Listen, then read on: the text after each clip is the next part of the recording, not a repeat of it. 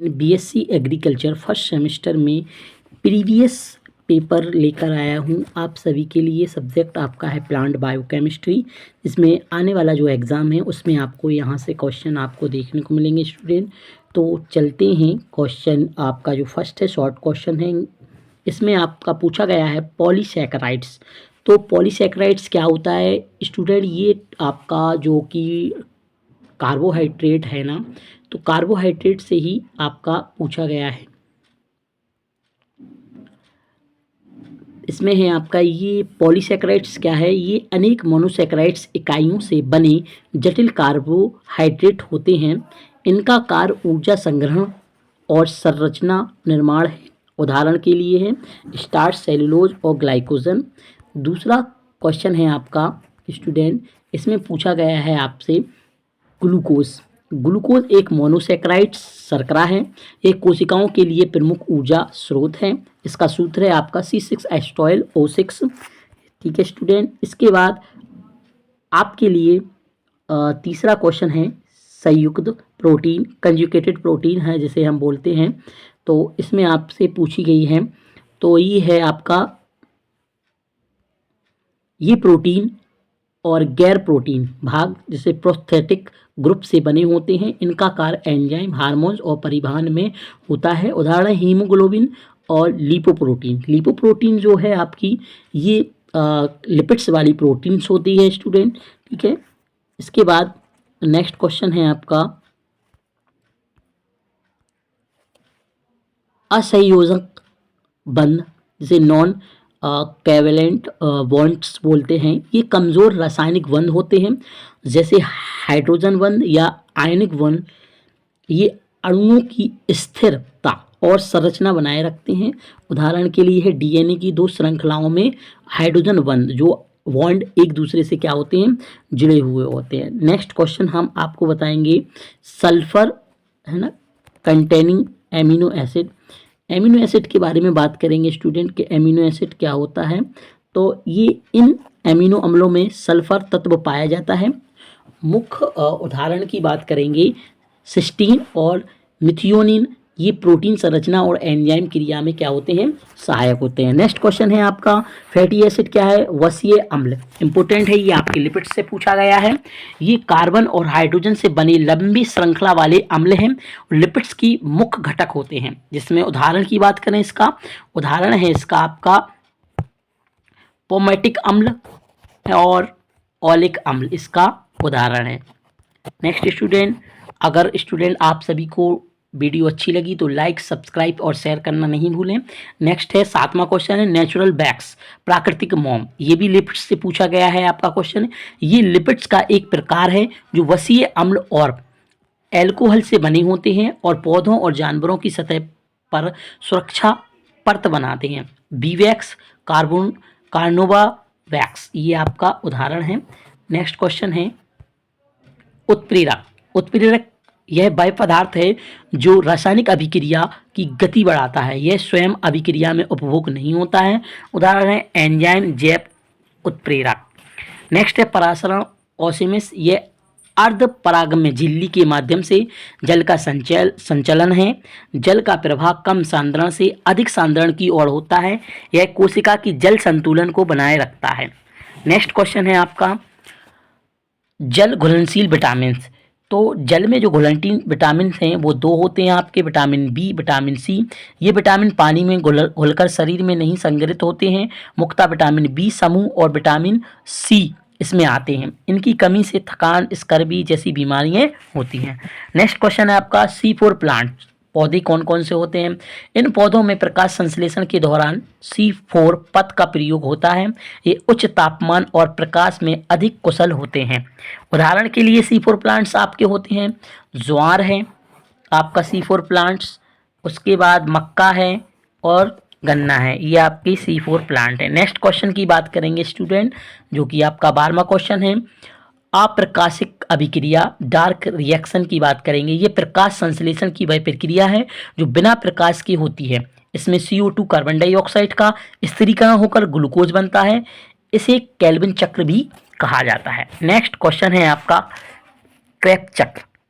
Krebs चक्र यह क्या है? कोशिकीय श्वसन का महत्वपूर्ण चरण है। यह माइटोकॉन्ड्रिया में होता है और एटीपी उत्पन्न करता है।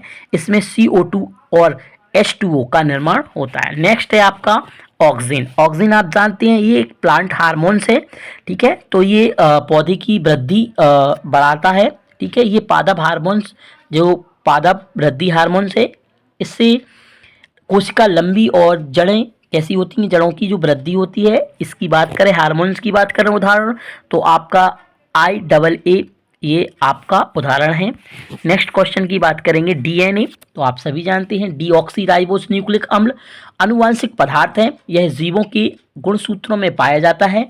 इसका मुख्य कार्य आनुवांशिक सूचना का संचरण करना है, ठीक है स्टूडेंट। तो हम बात करेंगे आप सभी से, और नेक्स्ट आपका क्वेश्चन है defined a protein and describe in structure primary to quaternary. Quaternary के बारे में बात करेंगे तो इसमें आपका डेफिनेशन ऑफ प्रोटीन्स की बात कर रहे हैं। प्रोटीन जटिल नाइट्रोजन युक्त जैविक यौगिक हैं जो अमीनो अम्लों की लंबी श्रृंखला से पेप्टाइड्स बंधों द्वारा बने होते हैं। यह जीवों के निर्माण और चयापचय क्रियाओं के लिए अत्यंत आवश्यक होते हैं। प्रोटीन के कार्य यह शरीर की वृद्धि, मरम्मत, एंजाइम, हार्मोन्स और एंटीबॉडी निर्माण में सहायक होते हैं। नेक्स्ट क्वेश्चन है संरचना के 4 स्तर। प्राथमिक संरचना जो होती है वह एमिनो अम्लों की रेखिक श्रृंखला जो पेप्टाइड बंध होते हैं उनके द्वारा जुड़ी हुई होती है। यह प्रोटीन की मूल संरचनात्मक इकाई होती है। उदाहरण की बात करें इंसुलिन।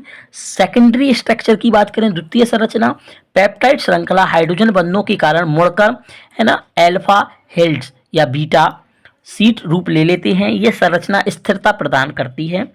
तृतीय संरचना की बात करें, प्रोटीन की त्रि-आयामी आकृति जो है वो हाइड्रोजन आयनिक और हाइड्रोफोबिक और डिसल्फाइड्स बंधनों से स्थिर रहती है। ये जैविक रूप से क्या होती है? सक्रिय अवस्था में होती है। चतुर्थ संरचना की बात करें, 2 या अधिक पॉलीपेप्टाइड्स जो बॉन्ड्स होती हैं उनकी श्रृंखलाओं का संयोजन जैसे हीमोग्लोबिन, यह उच्च स्तरीय संगठन प्रदान करती है, ठीक है स्टूडेंट। नेक्स्ट क्वेश्चन है आपका define vitamin A, D, E and K with deficiency symptoms and function. मतलब vitamin A, D, E, K के क्या लक्षण हैं, आपके क्या कार्य हैं, ठीक है, और इनकी कमी से क्या लक्षण दिखाई देते हैं। विटामिन A की बात करेंगे, ये रेटिनॉल कहलाता है, दृष्टि, त्वचा तथा प्रतिरक्षा प्रणाली के लिए आवश्यक है।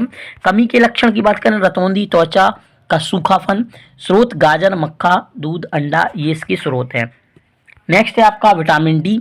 यह कैल्शियम और फास्फोरस के अपशोषण में सहायक होता है और हड्डियों को मजबूत बनाता है। कमी के लक्षण की बात करेंगे, बच्चों में रिकेट्स और वयस्कों में ऑस्टियोमलेशिया। स्रोत क्या है इसका? सूर्य का प्रकाश, मछली, अंडा, दूध।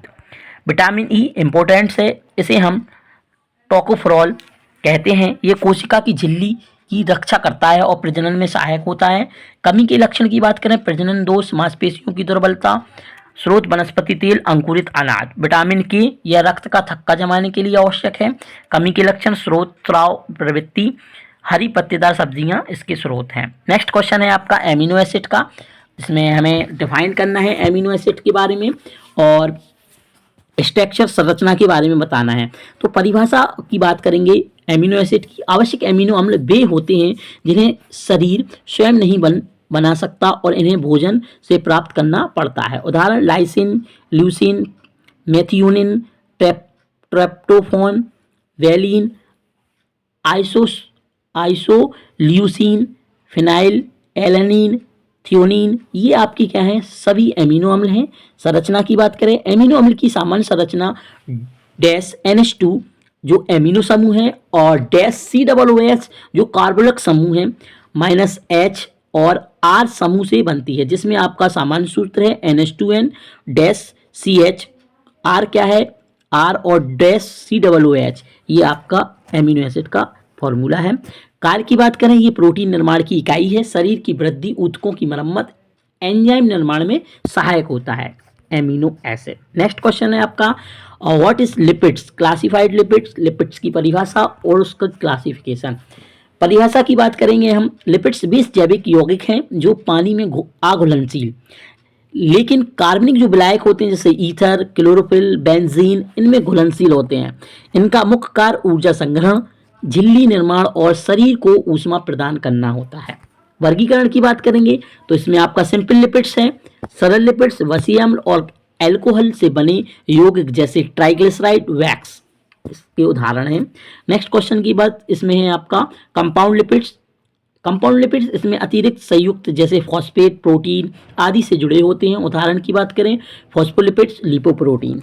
नेक्स्ट है आपका डायबिट लिपिड्स, व्युत्पादित लिपिड्स, सरल या संयुक्त लिपिड्स, मतलब दोनों जो आपके हैं सरल लिपिड्स है और आपका दूसरा है संयुक्त लिपिड, दोनों के मिक्स के द्वारा या अपघटन से प्राप्त उत्पाद जैसे फैटी एसिड, स्टेरॉइड्स, कोलेस्ट्रॉल, ये आपके व्युत्पादित लिपिड्स कहलाते हैं। कार्य की बात करेंगे, ऊर्जा का स्रोत है लिपिड्स, कोशिका झिल्ली निर्माण, हार्मोन्स और विटामिन का संश्लेषण करता है।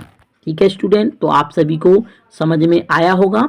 नेक्स्ट आपका जो कि क्वेश्चन पेपर है 2023-24 का, ठीक है, प्लांट बायोकेमिस्ट्री का, तो इसके जो शॉर्ट क्वेश्चन है, पहला क्वेश्चन है आपका डिफ्यूजन, विसरण। तो विसरण वह प्रक्रिया है जिसमें अणु अधिक सांद्रता वाले क्षेत्र से कम सांद्रता वाले क्षेत्र की ओर गमन करते हैं। यह बिना किसी ऊर्जा के स्वतः होता है। पौधों में गैसों और जल के आदान प्रदान में यह महत्वपूर्ण क्रिया होती है जिसे हम डिफ्यूजन कहते हैं। नेक्स्ट क्वेश्चन है स्टूडेंट आप सभी के लिए सुक्रोज। सुक्रोज आप जानते हैं एक डाइसैकेराइड शर्करा है, ठीक है, जो ग्लूकोज फ्रक्टोज से क्या है मिलकर बनती है।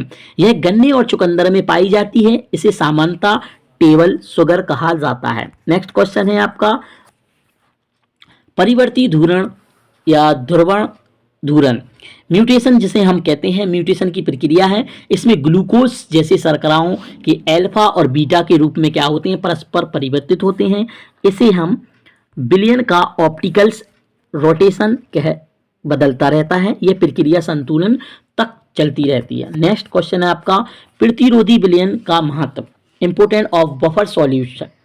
ये आपका शॉर्ट क्वेश्चन है स्टूडेंट। आप सभी को अगर वीडियो अच्छी लगी हो तो वीडियो को लाइक सब्सक्राइब करना नहीं भूलें और ज़्यादा से ज़्यादा शेयर करें, तो आप सभी के लिए एग्ज़ाम में ऐसे क्वेश्चन आपको देखने को मिलेंगे और आगे भी आपको ऐसी वीडियो देखने को मिलेंगी।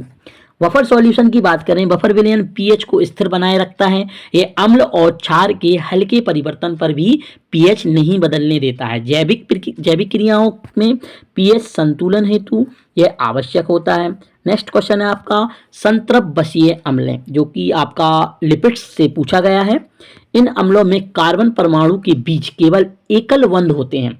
ये समान ताप पर ठोस होते हैं। मक्खन और घी में ये पाए जाते हैं।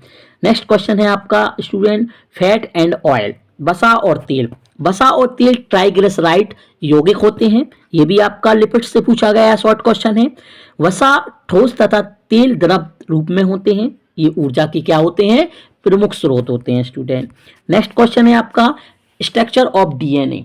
डीएनए की संरचना, तो आप सभी जानते हैं डीएनए की संरचना दोहरी कुंडलाकार होती है। ये न्यूक्लियोटाइड से मिलकर क्या है बनी हुई होती है, जिसमें शर्करा, फॉस्फेट और नाइट्रोजन के बेस होते हैं।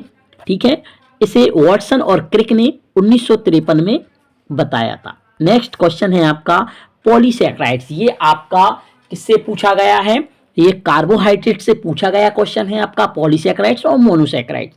पॉलीसैकेराइड्स अनेक मोनोसैकेराइड्स अणुओं के संयुग होने से बनती हैं। ये जटिल कार्बोहाइड्रेट होते हैं जैसे स्टार्च, सेल्यूलोज, ग्लाइकोजन। इनका कार्य ऊर्जा भंडारण करना संरचनात्मक इकाई होती है। नेक्स्ट है आपका संयुक्त प्रोटीन, जिसे हम कंजुगेटेड प्रोटीन्स कहते हैं। ये आपका प्रोटीन के लेसन से पूछा गया है, क्लासिफिकेशन से।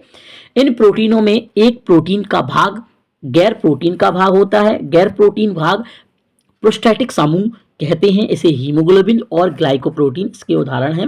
नेक्स्ट आपका ग्लूकोज। ग्लूकोज आप सभी जानते हैं जिसका फॉर्मूला है C6H12O6। ग्लूकोज एक मोनोसैकेराइड शर्करा है, शुगर है, जिसे अंगूर शर्करा भी कहते हैं। यह शरीर की मुख्य ऊर्जा का स्रोत होता है। नेक्स्ट है एमिनो एसिड। एमिनो अम्ल की बात करेंगे तो एमिनो अम्ल जो कि आपको हम ऊपर बता चुके हैं, एमिनो अम्ल प्रोटीन के निर्माण खंड होते हैं। ये एमिनो समूह जो डैश आपका NH2 और कार्बोनिक समूह जो डैश आपका COOH होता है, इनकी संख्या सामान्यतः 20 होती है और फॉर्मूला हमने आपको ऊपर बता दिया है। नेक्स्ट है आपका रिस्पिरेशन की बात करें जिसे हम श्वसन कहते हैं। श्वसन एक जैविक प्रक्रिया है जिसमें जीव ऊर्जा प्राप्त करने हेतु ऑक्सीजन का उपयोग करते हैं। इसमें ग्लूकोज का ऑक्सीकरण होकर कार्बन डाइऑक्साइड जल और ऊर्जा बनाती है। यह कोशिकीय क्रियाओं के लिए ऊर्जा प्रदान करती है। नेक्स्ट क्वेश्चन है आपका मोम।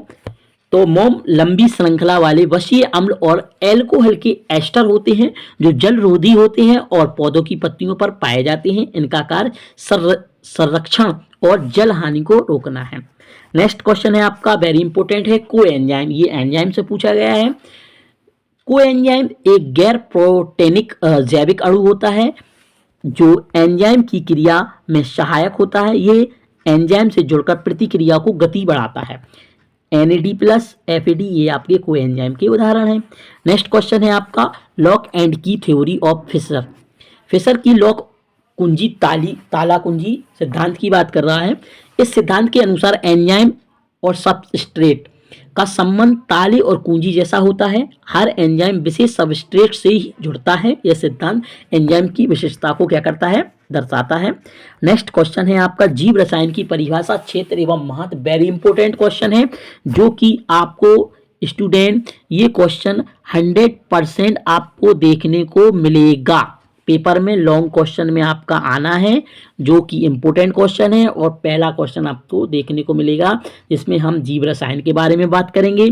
तो आप सभी जानते हैं जीव रसायन जिसे हम इंग्लिश में बोलते हैं बायोकेमिस्ट्री, वह विज्ञान है जो जीवों में होने वाली रासायनिक प्रक्रियाओं एवं प्रतिक्रियाओं का अध्ययन करता है। यह जीव विज्ञान बायोलॉजी या रसायन विज्ञान केमिस्ट्री के मध्य एक कार्य करता है। जीव रसायन यह समझाता है कि कोशिका में विभिन्न यौगिक कार्बोहाइड्रेट, प्रोटीन, वसा, एंजाइम, हार्मोन्स आदि कैसे कार्य करते हैं। तो ये है आपका जीव रसायन। जीव रसायन की बात करें तो कॉल न्यूबर्ग ने आपको 1903 ईस्वी में आपका जीव रसायन शब्द को दिया था। ठीक है, तो आप सभी इस चीज का ध्यान रखना जो आपके कॉल न्यूबर्ग ने 1903 ईस्वी में कौन बायोकेमिस्ट्री शब्द को दिया था। ठीक है स्टूडेंट, तो बात करेंगे हम क्षेत्र की कि आपके कौन कौन से क्षेत्र हैं। तो क्षेत्र की बात करें कोशिकीय रासायनिक प्रक्रियाएं जिनमें जीव रसायन कोशिकाओं में होने वाले रासायनिक परिवर्तन जैसे श्वसन, प्रकाश संश्लेषण, पाचन आदि का अध्ययन करते हैं। एंजाइमों का अध्ययन, इसमें हम एंजाइम की संरचना, क्रियाविधि का अध्ययन करते हैं। मेटाबॉलिज्म, यह अध्ययन इसमें शरीर की पोषक तत्व और टूटते हुए संश्लेषण का अध्ययन करते हैं। हार्मोन्स और आनुवांशिकी, जीव रसायन हार्मोन्स की क्रियाएं, DNA, RNA जैसे अणुओं के कार्य को समझाता है। कृषि और चिकित्सा के क्षेत्र में देखो यह पौधों में पोषक तत्वों की क्रिया, कीटनाशक को प्रभाव, औषधियों के विकास में सहायक होता है। इंपोर्टेंट, वेरी इंपोर्टेंट है। इंपोर्टेंट की बात करेंगे तो बायोकेमिस्ट्री का इंपोर्टेंस क्या है।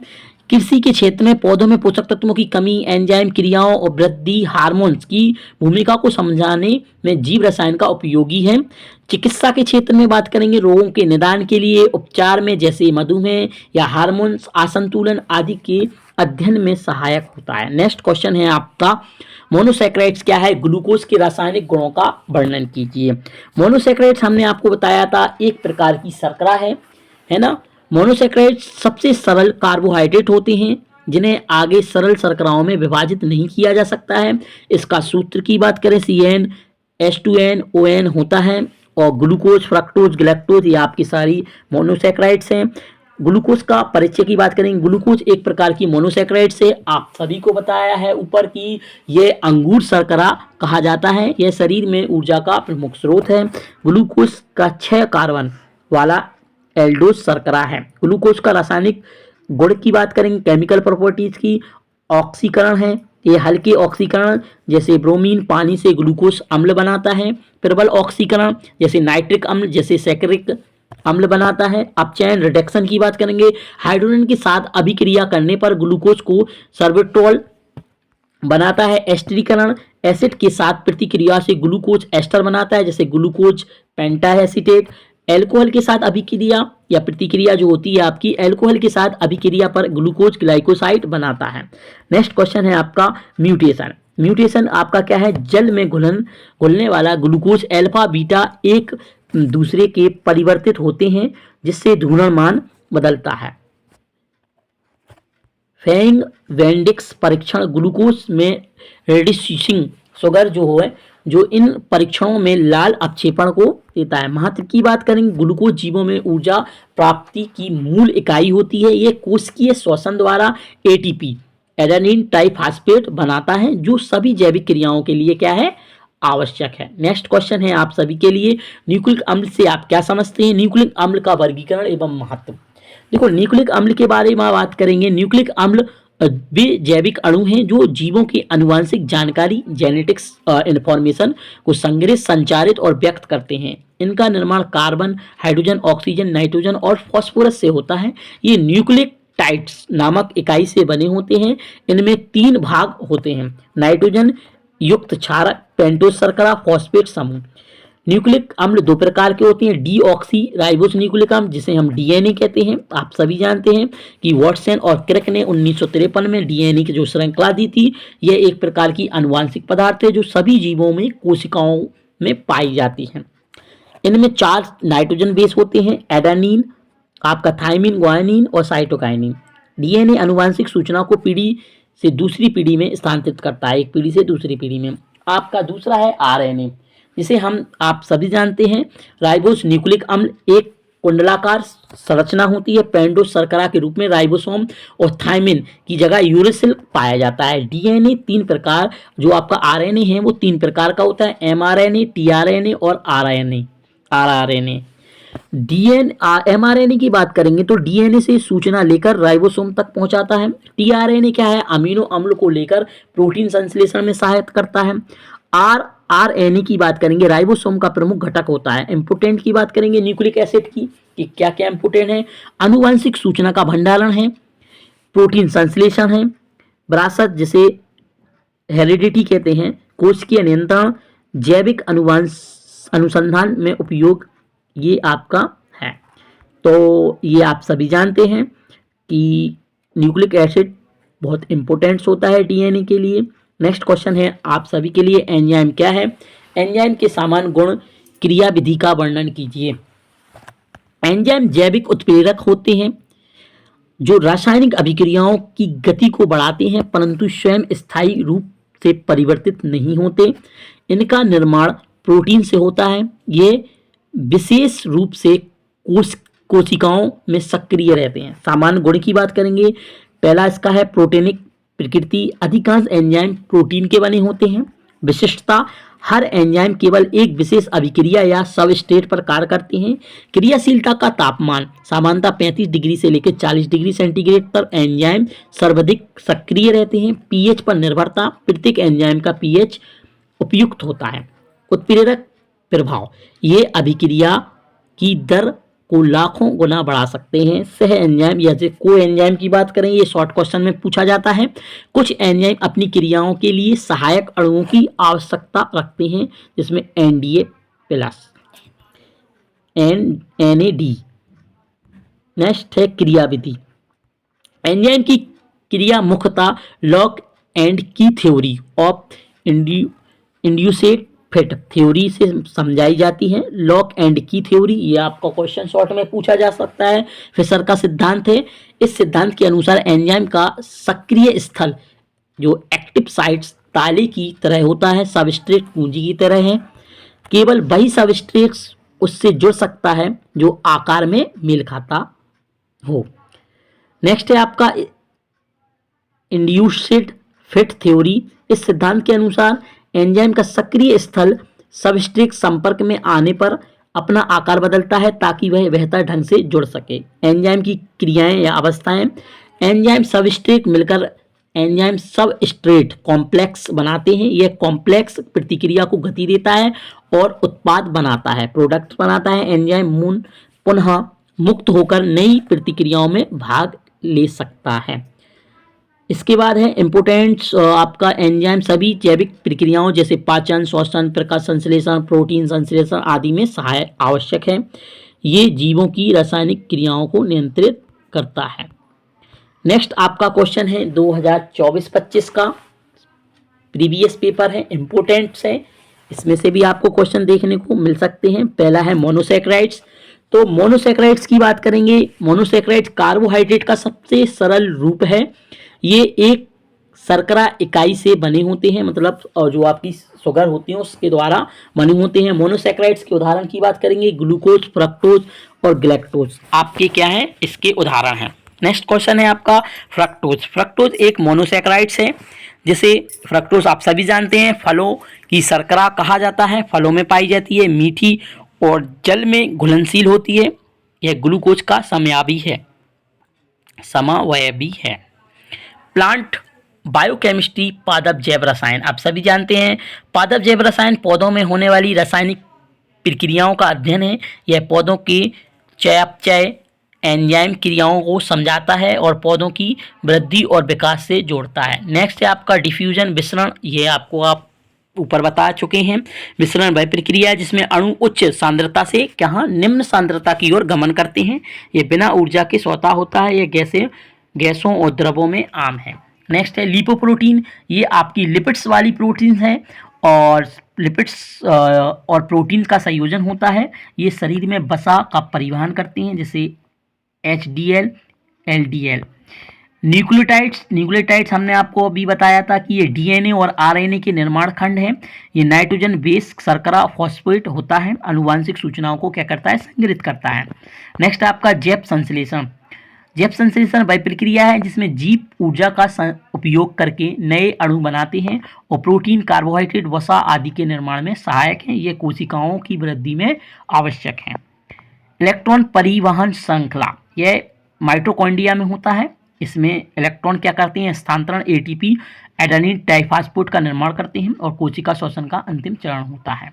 नेक्स्ट है शारीरिक विकार। शारीरिक विकार पौधों या जीवों के सामान्य कार्यों में सामान्यता यह पोषक तत्वों की कमी पर्यावरण कारणों से होता है। Chlorosis, necrosis. अनुमापन टाइट्रेशन रासायनिक सांद्रता ज्ञात करने की एक प्रयोगात्मक विधि है। इसमें ज्ञात सांद्रता वाले विलयन से अज्ञात सांद्रता का विश्लेषण किया जाता है। यह रसायन विज्ञान की एक सटीक तकनीक है। शॉर्ट क्वेश्चन है जो कि आपके TCA साइकिल के बारे में बात करेंगे। TCA चक्र को क्रेब चक्र या साइट्रिक अम्ल चक्र भी कहा जाता है। यह माइटोकॉन्ड्रिया में होता है। ग्लूकोज के अपघटन का अंतिम चरण है। इसमें एसिटाइल को और ऑक्सोलो एसिटिक अम्ल से मिलकर साइट्रिक अम्ल बनता है। इसके बाद यह कई रासायनिक प्रतिक्रियाओं से गुजरकर NADH, FADH और ATP उत्पन्न करता है। यह प्रक्रिया ऑक्सीजन की उपस्थिति में होती है। ऊर्जा उत्पादन में यह महत्वपूर्ण भूमिका निभाती है। TCA चक्र का मुख्य उद्देश्य क्या है, कोशिका के लिए उच्च ऊर्जा ATP का निर्माण करना है। नेक्स्ट क्वेश्चन है आपका कैम प्लांट्स।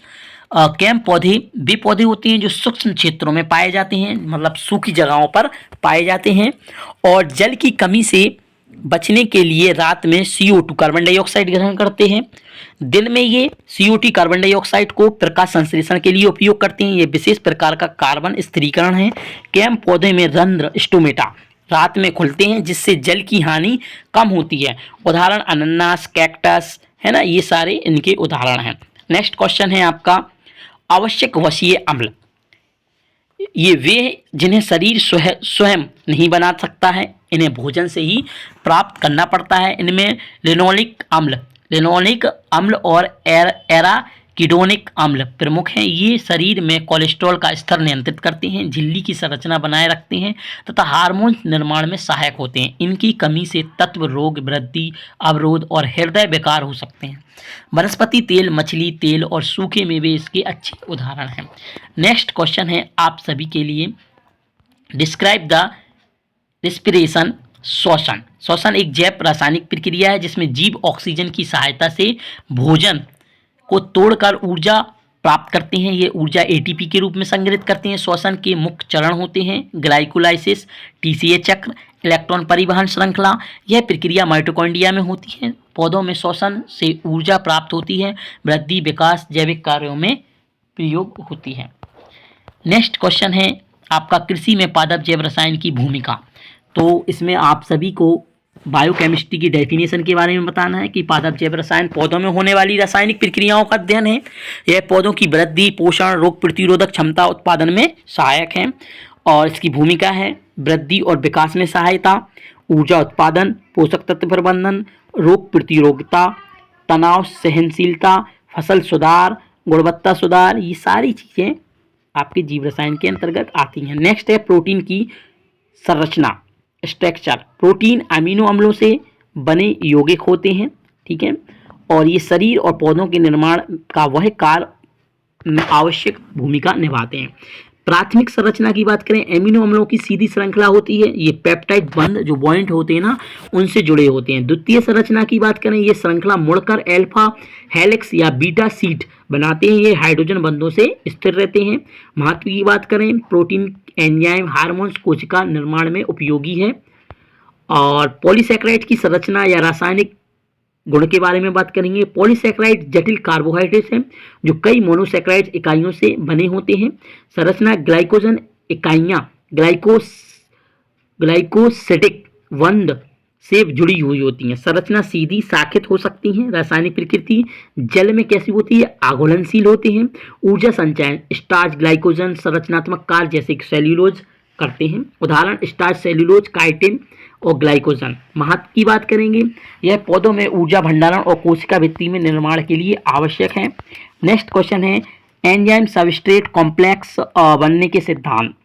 एंजाइम अभिक्रिया में सबस्ट्रेट से जुड़कर जटिल बनाते हैं जिससे अभिक्रियाएं तेज होती हैं। मुख्यतः जो हमने आप सभी को बताया है ऊपर, ताला चाबी सिद्धांत और प्रेरित संयोजक सिद्धांत, ये आपके इम्पोर्टेंट क्वेश्चन हैं स्टूडेंट। आप सभी इनको पढ़ के एग्ज़ाम में जाएंगे तो आपको यहाँ से क्वेश्चन देखने को मिलेंगे। तो आप सभी चैनल को लाइक सब्सक्राइब करना नहीं भूलें। Thank you.